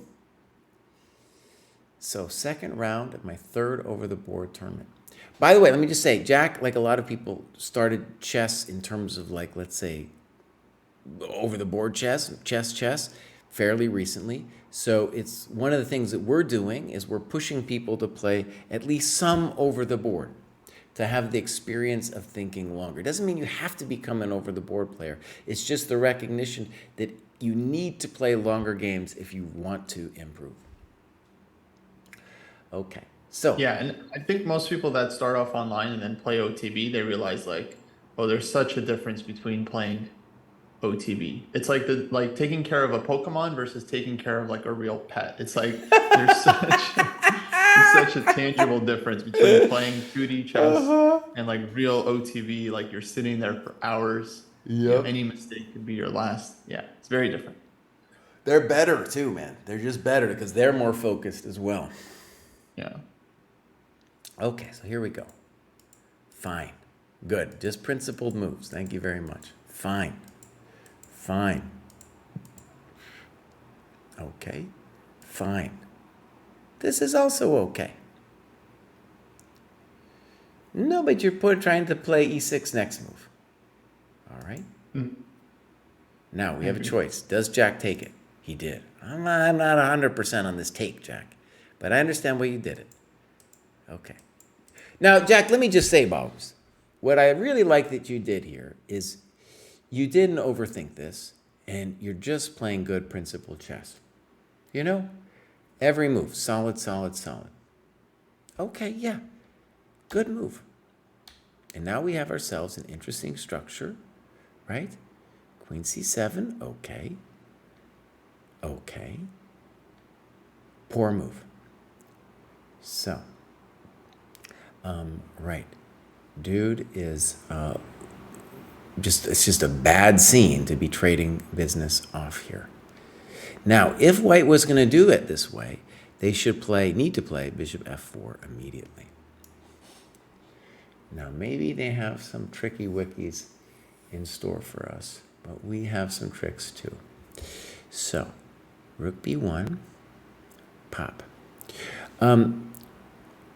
It is a little bit more clever to do it this way. And we'll see that later when you play rook b6, if they take in any way, then we get this action going, right? It's also a little bit better to play rook fb8 in that maybe our king, if we might be able to get our king active. I have a feeling you missed this move, bishop f4, but I think rook ab8 was still correct. Good. Good. Good. Jack, you're playing some good chess, Bows. That's some good chess, man. Yeah, right there. Right there. Okay. On rook b7, you could do a bunch of things. I want to point out that king f8 should come to mind with rook b7, just to get your king active. Okay, Bob. Okay, now rook d8. I want to say something about this rook d8 move. First of all, you definitely have the advantage because it's your move. The guy's got an isolated pawn, and your rooks are a little bit more active. What I don't like about rook d8 is your rook on c8 is actually already doing something. So I'm not a huge fan of moving the thing again. That said, I like bishop f6. That would be my choice. Bishop f6, something like that looks plausible. So I just want to stress that maybe even rook d8 isn't as bad as I'm whining about it. But I just want you to see, like, we have 4 dudes, and I would like to make somehow the king more prominent. It's actually a very difficult technical position. With Kostya's bishop f6, maybe the guy can live with bishop e5, for example. That's a little bit of a bummer for us. True. And on king f8, which I'd kind of like to do, then d5 might be a hassle. Just fixing their pawn.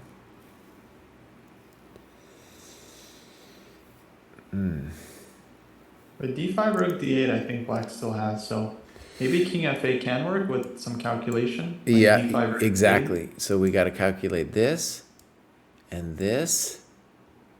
And then we say if d6, this one we're not worried about because we can snip it and then whip it over here. Yeah. And then on d6, I think we are allowed to take. It's scary. Okay, let me stress, it's scary. But it looks like we But can look take at our everything. king. So pretty. And actually, it's a good example of like, oh, the king needs to work. That king needs to work. And our path would be pop, pop to get that guy off of us. Or as we like to say, get off me, boss. You know, yeah. Get off me, son. All right, rook d8, passive. Bishop f6. Bishop e3, passive. Exactly. Bishop e5 was much better. Good notes. And Jack's gone crazy with the stockfish. Look at that. With bishop e5, bishop g5. Okay. h6. Now, one thing I want you to see is h6, in general, the move you should be looking for here is king f8. That guy needs to come in. Passive. Beautiful move. Thank you very much. Good move. Now, by the way, a very simple plan against the isolated queen pawn. Really, we should call it the default plan, is to put your business here so as to pin the dude in all eternity. Now, unfortunately for us, I think white could maybe play d5 now to try to get out of dodge. So maybe they can survive with this. And then the tactical bummer for us is if this one they take anyway. And then we have that problem. Yeah. So definitely white needs to get rid of the pawn, and you say no bows. No bows. You will not. Okay, king h7. Here I didn't know what to do and just decided to start bringing my king as white was doing the same thing. Okay. Fine. Yeah, okay. Oh, look what Jack's doing, dude. He's going to b6. Nice Love move, it. Jack. Very technical. And you got the f5. Oh, look at that, dude. Look at that. f5. Dang. Yeah, called it. Jack this guy's going to make it, dude. He's going to make it. Now, white needs to be very careful here. I'm assuming that white should play f3. Beautiful. Good notes. And now instead, white takes, and now the white pawns are split. Oh, yeah, because if f3, I think there was f4 and e5. So it's kind of over for white on the d file. This one should be over too. Yeah, king g6, good move. Rook c4. And now you do this move. Looks right.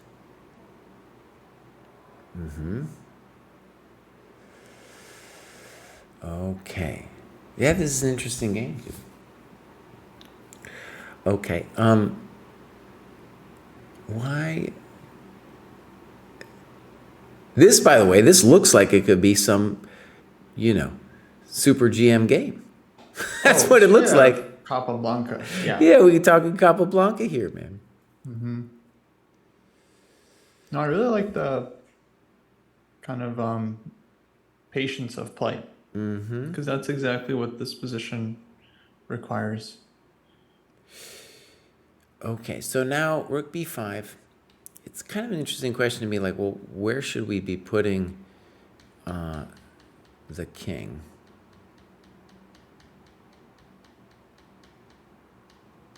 Let's give this a chance. Maybe a reasonable move. You took the thing. And now I would like to put the king on d5. You went this way, and you went for it. Okay, now, let's say the obvious. This should be a draw, but it's still very spicy. Yeah. And then bishop g3 is, in fact, a good move. And arguably, maybe we would like to be white more than black after bishop g3 because white can dream about this move, and it's really kind of a pain. Okay. So.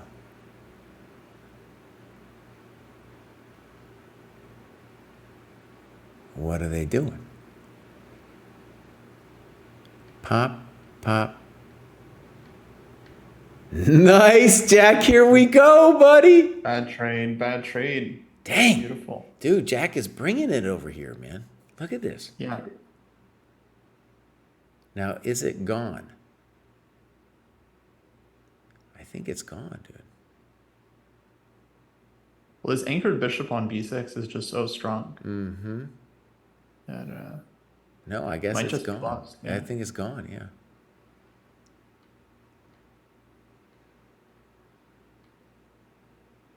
Yeah, you could do it that way too. Thank you very much. Very nice. Dang. Dang. Okay. Jack, that was a good game, dude. Actually, there's very little that I actually want to criticize because where you are with this. By the way, I looked him up in the USCF. Actually, we'll go back to Jack's thing here. Actually, wait, I'm going to go back in just a second. But like USCF, dude, is like around 1,200. And this was like a very high level game. Yeah. And it's like when you think about it, are there any blunders? No. Do we have high positional stuff going on with bishop b8. Yeah, we do. And there were, which moves? I wasn't totally thrilled with bishop f3, but I like that you basically defaulted to development. A standard thing happened too, where you kind of got somebody who was just playing passively, which is going to happen a lot at the level you're at. Even when you gain more rating points, you're still face passive players. And I like this, definitely an exclam from your opponent. Makes it a little bit rough for you. I think for someone that like wasn't super into end games, like incredible game, like Oh, huge, yeah. huge improvement. Huge, yeah, this is great. And then one thing I want to give another look to here, because it was so technical that, yeah, there's an interesting thing here where my mind wants to claim that this position is winning for black, but then, and Jack was talking about how maybe after f5 wasn't sure it was winning. And let's read what he writes then, because it's an interesting. My thought process for rejecting e5 was that I win a pawn, but now I'm the one with the blockaded isolated pawn, and I didn't see a clear path forward. I discussed this later with Nose, and he told me that wasn't a good way to think about it. He pointed out that although the pawn is blockaded, White's rook is stuck on d3. Okay. Stockfish supports Nose's conclusion. Now, the other thing we got to say is, you are in no hurry to take on d4. There is absolutely no rush, because that pawn is pinned forever. And so that's one of the key things to appreciate about the isolated queen pawn, is that it's just there forever. So, for example, the real jerk face thing to do to White here is just to play king g6 and be like, bows. What do you want? What is it that you desire? Because if he ever moves the rook away, then we can go pop and pop. That's what we really want. The isolated queen pawn wants to advance. And so, And also, yeah. sorry, just to make another point, once the king gets close enough, black can threaten to take on d4 with a piece. Yeah, absolutely. And then white won't be able to go to the king and pawn endgame. Yeah, well, I mean, we retain complete flexibility here about how to progress. And I didn't I didn't even go deep into the notes, because it was just like you were playing at such a higher level already than the cohort you're in, that I was like, oh my God, this difference between E5 and F5, that's like for an 1800 plus cohort or something like that. Right, Really? Really, for sure. Yeah. No, definitely. So that was great, dude. Let's click on this again. So Jack with the ratings, 169 points, lost with the USCF because he's playing these little Indian kids in Austin, I think. I think that's what's going on. And we got some games, 6 games. Good. And I'm totally with Jack. Like, you go and play those over-the-board tournaments and do the analysis. That's where it's at. That's where it's at. That's how you beat those kids, though. Take them to the end game. That's right, dude. Yeah, developer of the website you're currently using. That's right. That's right. Okay. That's great, man. Okay, so let's go back. I think we got to go recent. And then we go top. Chess for Coffee, also friend of the dojo. Chess for Coffee is the one often uploading the vids that you're seeing. Yeah, he's managing our YouTube channels now. That's another one of our helpers. So you see, folks, you help the dojo, you improve your chess. You know, it just permeates through osmosis. You just start having a better chess. So find a way to volunteer, guys. Find a way to help out. Do whatever you gotta do. Clean up a little bit around the dojo, you know. And Jack, now that you're in the chat, just want to say a quick thing. I love the normalized ratings. If we could get the normalized ratings somehow on this page, then at a glance, I could see how close Chess for Coffee would be to making 1800. Because Elite Chess, that doesn't, you know, obviously that doesn't mean anything to me. Okay, so here we go. Activity. Holy moly. Wait, we got to go. Elite Chess, that obviously doesn't mean anything. Wait, what's going on with Chess for Coffee, Bobs? 6.54? Wait. Okay, let's read. Musician who really enjoys chess, adult improver. Okay, good. Until I was 34. I didn't move over everything from the old scoreboard. I feel like my fundamentals are lacking, especially strategy and endgames. Okay, great, dude. Great. So let's see here. It's a little bit confusing to me if... Now, well, something's going on because Chess for Coffee is logging time. A lot of non-dojo. Let's click on his sins. We got...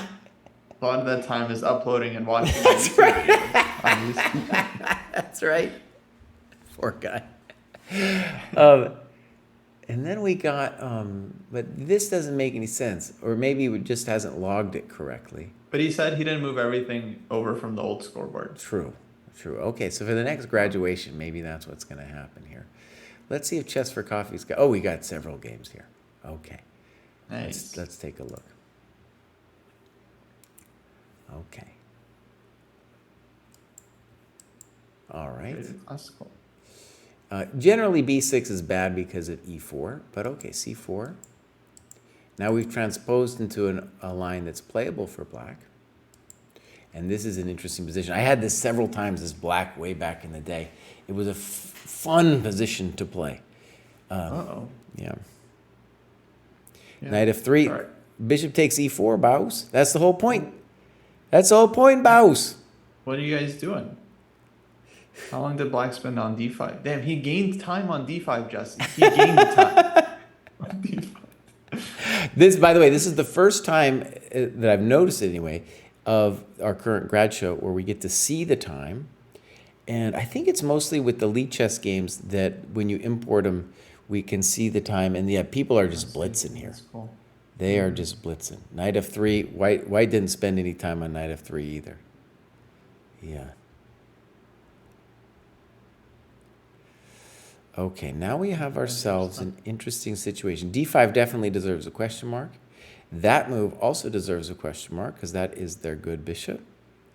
That move deserves a question mark because it's not developing anything. And that move deserves an exclam. That was very tricky, actually, Kostya. Look what the dude did. So black should probably do something like c6 here, but because of knight c6, now the c-pawn cannot interrupt this beautiful thing. Yeah, Well, it's really cool.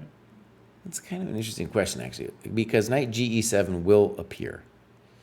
So let me say as well that the other way to play this position would be to play castles and just have the simple intention of moving this bad boy and then crushing. That's a little bit more what I would like to see, honestly. Mm-hmm. That Okay. is super strong plan, yeah. f4, f5, f6, one spot castles. Yeah. Even if he doesn't castle, I mean, there's no escape. I'm moving. Okay, but here we go. It's a good intention. a6, again, black is not feeling the need for speed, as they say in the movies. e6, dang. Take it easy, Baus. Take it easy. Check to the miserable. Check to the miserable queen. Check to the miserable. And now we get this endgame. Okay. Okay. And I still have my dog. You definitely have your dog. Bishop b7, what a miserable move. Hey, black, listen, if you're going to put a bishop somewhere over here, put it here. One of my favorite quotes is about French players is, there's no such bad thing as a bad bishop. There's bad players, and that's a bad player. What are you doing in my bishop over there, buddy? What are you doing? Okay, I don't like that move, Chess for Coffee. What do I want you to do, boss? I want you to play king d2, and then I want you to stick one of your rooks on e1. Right. Yeah, both rooks need to use the e-file here. This is a standard mistake where people think they want to castle just because they're used to it, right? By the way, look how fast Chess for Coffee's moving. If we can get Chess for Coffee to slow down, Kostya Kos, oh, buddy, This is gotta slow down because white probably had like stronger options along the way here. Although this is still good, but yeah, slowing down, I think would be nice. But the smack talking from Chess for Coffee is really good. Here's some smack talk. Look at this. Black Knight infiltrating? No, thank you. That's right, buddy. F3 is a good move. F3 is a good move. Knight h5. Very good. Knight G4. Okay, I don't know if it's necessary. I don't think he's doing anything to you. No one understands King B8. Thank you very much. And now 95 back. Okay. Okay. G4. Just full brutality. Oh, there we go. Bows. Oh, just give it all to me. Check to the miserable king. Ooh. Nice, man. There Everything we go, needs- dude. Chess for Coffee's doing it, man. Totally doing it. Very nice. Nice game. Yeah.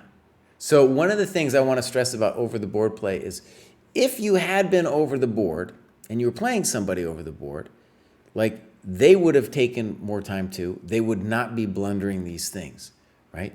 Black did all of his, let's go look at their blunders. It was just like a yard sale where a dude was hanging everything. And, you know, yard sale, how fast A6? A6 is a very complicated move. Dude does it in about a minute and a half, right? And then, of Very course, quick. the big question is knight GE7 and how do we evaluate that position, right? That's got to be the Gary question. Vee would have a field day with this guy. The yard sale. That, though, I want to get, you should give yourself an exclam for that move. I really like that one, you know? Yeah, E6 was nice. That's nice business. Goran-esque. And, But here, maybe just castles. yeah, you know, I like what he did. I like For what the he kill. did. Because this is also crushing. Because really, the bishop is poor. But now, let's just stress, King D2 bows. Either that, or maybe knight E5 first, but then King D2. Okay, Chess for Coffee, that's great. And by the way, Chess for Coffee, I haven't met you yet personally. I've just, you know, we talked a little bit on Discord, but thank you so much for helping us out at the dojo. Yeah, for sure. Okay, I think we got two more going on here. Well, like, actually, you know what? Let's do your trick, Kostya. Your trick was to go to activity and then just go to the bottom. So pretty recent. Or wait a second, or maybe this was from the old. I think everyone that migrated is going to start around May. Yeah, exactly. So it doesn't tell us who's before or how much time they spent. And then we're gonna yell at dude here for not having this fixed. All right, beautiful. That's the red Pac-Man. You don't want the red Pac-Man. That's bad. I have not been 1,700 in 5 years. Matthew Proud with the graduation. Let's go. Well, I don't know. This might be a ghost graduation here. So, I don't know what's going on over here. Okay, 1850 Dr. USCF. Hotbuns. A good partner to improve with. 3 nights a week. Okay, Dr. Hot Buns. Dr. Hot Buns. Maybe they're a plastic surgeon. I don't know. And so let's say the obvious, actually. They joined the dojo and then they were like, I should probably be in 1800 cohort. True. right? True. Okay. So, and then we got one more. And then I got to go deal with my life. And that is going to be Richard. Current USCF is 1923. So also somebody who probably just felt like they needed to move up. Move themselves up. Yeah. Yeah, and I don't think anything's happening. Well, some things are happening. But But yeah, keep you in don't... mind, folks, I mean, the cohorts are based on FIDE ratings. FIDE generally is 100 points lower than USCF. So 1900 USCF, I think, would put you in the 1800 cohort, but it's all kind of self-paced anyway. So if you feel like you belong in one group or another, that's totally fine. Yeah. All right, Kostya, I got to go get my life together, boss. All right, cool. So yeah, we do this every Tuesday. And was fun. recently we'd been doing about 17. If you take away the ghost graduations, you know, let's say, 11 graduations a week, which is great, too. It's absolutely Yeah, great. like almost, a dozen people gaining points, moving up every week. That's awesome. Keep up the good work, guys. Yep. Yeah. All right, Kostya, Great. me and you, boss, we got to do some sparring, like the end game sparring, that algo thing. You ditched me. You ditched Yeah, me when we were done. supposed to do that. Just left me in the lurch, ghosted me. Let's do it. I was playing US Open, but yeah, let's do it. All right, everybody. Sounds great. No, I'm motivated. Oh. I'm pumped. We got to work on our Oh, chess. tell me immediately. something else here. You need to tell me who to raid, Bowers.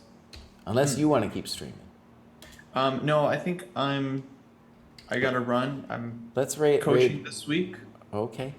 Let's raid. I'm going to raid Rengoff, friend of the dojo. Beautiful. Sometimes he's out there in Missoula running around on his bike, looking at the girls, playing tennis and stuff. You never know when you raid Rengoff. You just never know.